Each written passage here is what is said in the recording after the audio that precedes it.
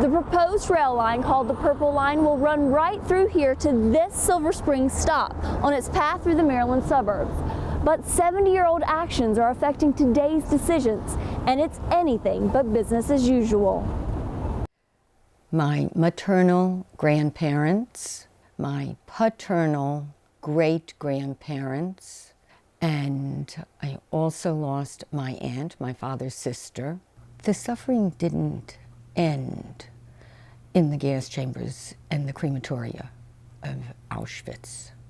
Maryland resident Ellen Lightman cherishes keepsakes of her family, lost in the Holocaust. There was always this hole about what were they really like.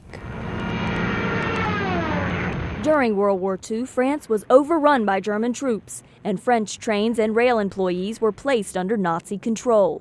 Leidman's family members were among 76,000 people, mostly Jews, transported by SNCF rail to Nazi death camps. They were paid per head per kilometer to transport people, human beings.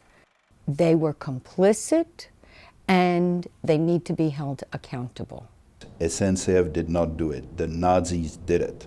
Alain Leray is president of SNCF America and says the company also paid a heavy toll. 800 were executed because they had disobeyed orders.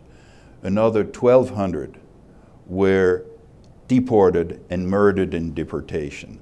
So when I hear that we somehow were complicit, I say, were we really complicit with more than 2,100 of our own employees being murdered by the Nazis?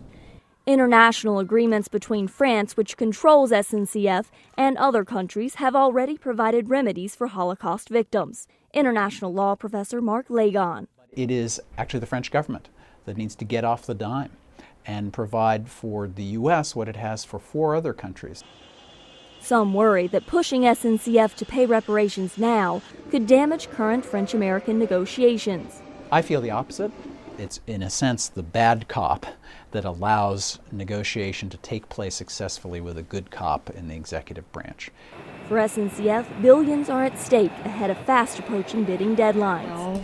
In France. For Lightman, justice has no expiration date. It went back to them, returned to sender, you know, because they were transported out of there already. She vows to fight on, continuing to speak for those who can no longer speak for themselves. There is no cutoff for forgetting or not remembering.